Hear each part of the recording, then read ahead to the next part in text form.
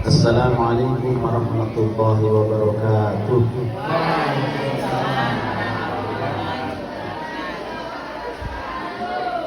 Alhamdulillahirabbil alamin.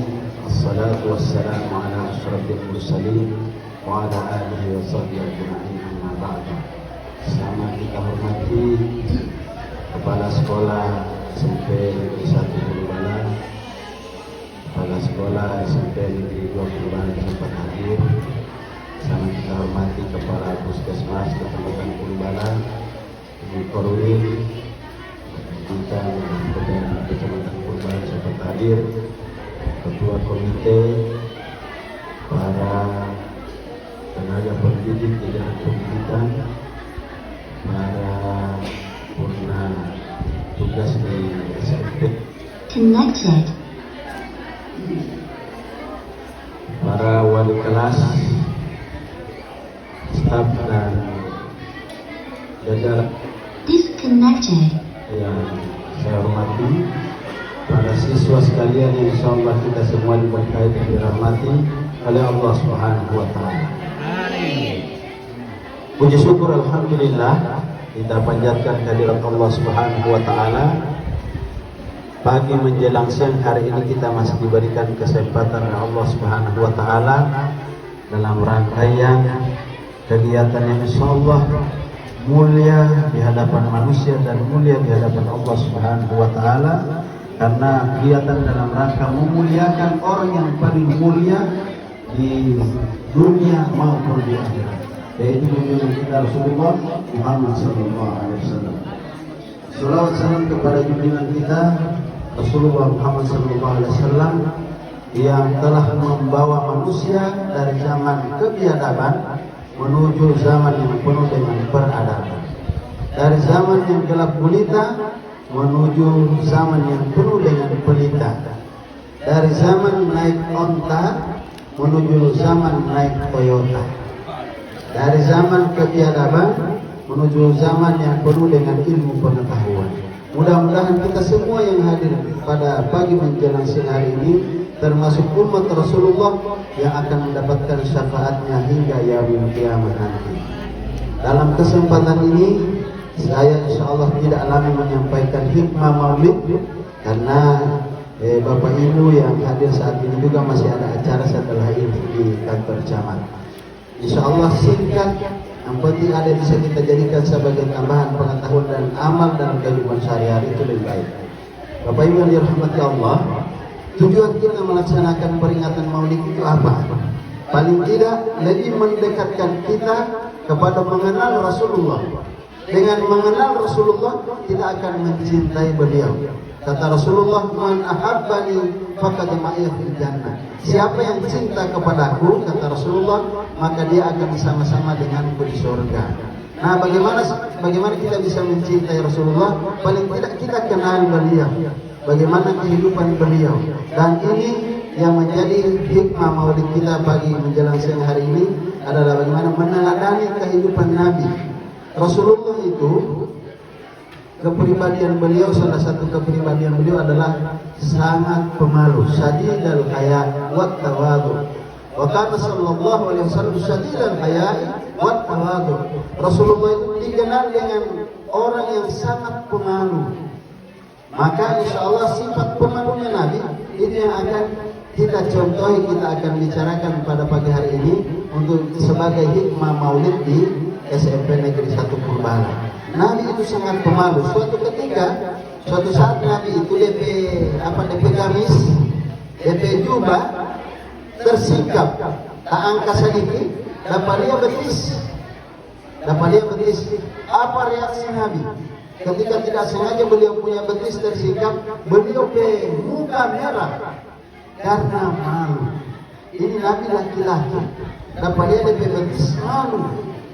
Maka sebagai umatnya harusnya kita selalu memelihara sifat malu, karena al-haya'u minal iman. Sifat malu itu bagian daripada keimanan kita kepada Allah Subhanahu wa taala. Maka di kesempatan ini sebagai bentuk kecintaan kita kepada Rasulullah, kita membudayakan mencintai atau membiasakan diri dengan menjaga rasa malu. Karena sudah banyak orang yang tidak pintar menjaga rasa malunya. Ini dengan perkembangan media sosial, orang sudah tidak malu-malu lagi melakukan hal-hal yang tidak disukai oleh agama.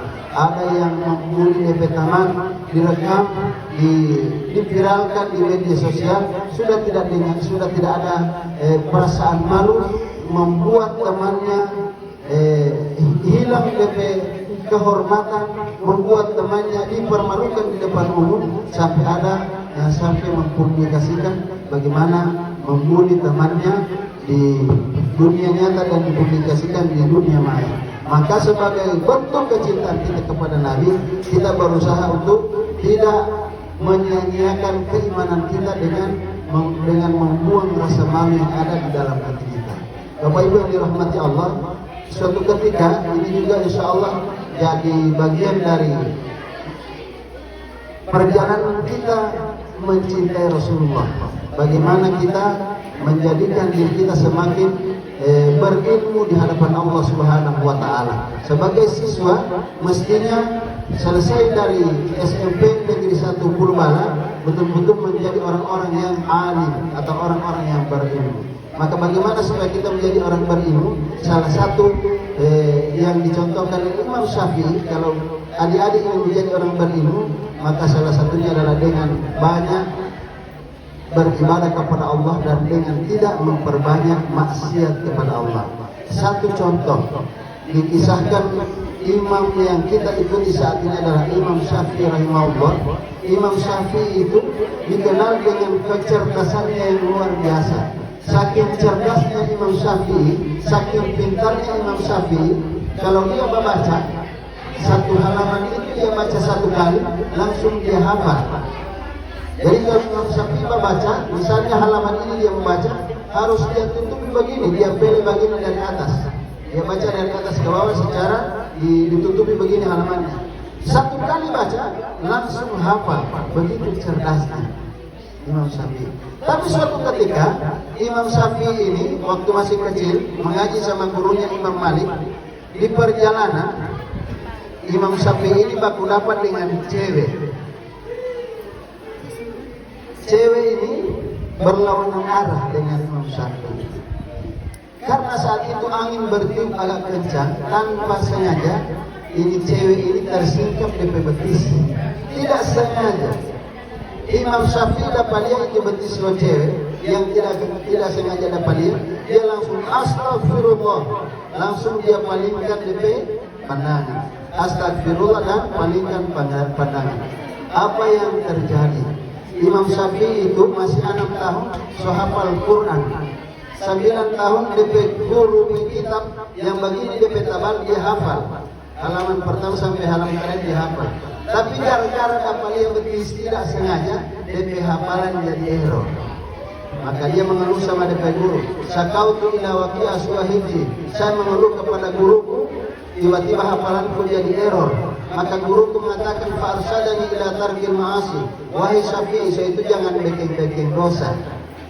DP guru tanya, dosa apa yang anda bikin ini?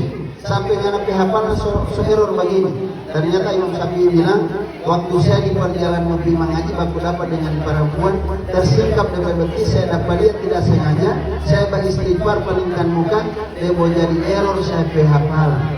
Bagaimana kalau tidak palingkan muka, berjaga cari-cari mana yang betis yang boleh mulia lihat? Maka sudah bisa dipastikan ilmu tidak akan bisa kita peroleh. Fa'arsalani ila tarkil ma'as wa akhbarani bi anna al-ilma nur. Gurunya Syafi'i menyampaikan bahwa Syafi'i, ilmu itu adalah cahaya Allah. Wa nurullahi la yuhda li'asi. Cahaya Allah tidak akan diberikan kepada orang-orang yang selalu berbuat dosa. Maka adik-adikku sekalian, di masa-masa keemasan kita dalam menuntut ilmu seperti ini, yang paling berpengaruh terhadap masuknya ilmu itu ke dalam otak kita itu adalah maksiat atau dosa kepada Allah Subhanahu wa taala. Dan dosa yang paling berat itu adalah dosa kepada orang tua dan dosa kepada guru. Maka saya berpesan kepada adik-adikku, Sejak kita mengadakan kegiatan hari ini peringatan Maulid Nabi, mari kita selalu menjaga diri untuk tidak selalu berbuat dosa, terutama kepada orang tua dan kepada guru. Sayyidina Ali berpesan, tidak akan diperoleh itu ilmu kecuali dengan 6 syarat. Salah satu syaratnya adalah wasfatul ustadi. Syarat bisa masuknya ilmu ke kepala kita adalah ketika kita bisa dekat dengan guru, sopan dengan guru, tidak selalu baku bantah dengan guru, tidak selalu bepeng kepala atau nyawa guru, tidak selalu bepeng pole guru. Kalau kita dekat dengan guru, selalu bandingan sama guru, insya Allah ilmu akan kita peroleh. Insya Allah ini ada manfaatnya, karena setelah ini kita masih ada acara dan kayaknya sudah mulai. Ini hikmah yang bisa saya sampaikan untuk adik-adik saya siswa SMP 1. Kalau ingin dapat ilmu, jaga hubungan baik dengan orang tua, jaga akhlak baik dengan orang tua, dan jaga akhlak dengan guru-guru kita. Billahi taufiq wal hidayah. Assalamualaikum warahmatullahi wabarakatuh.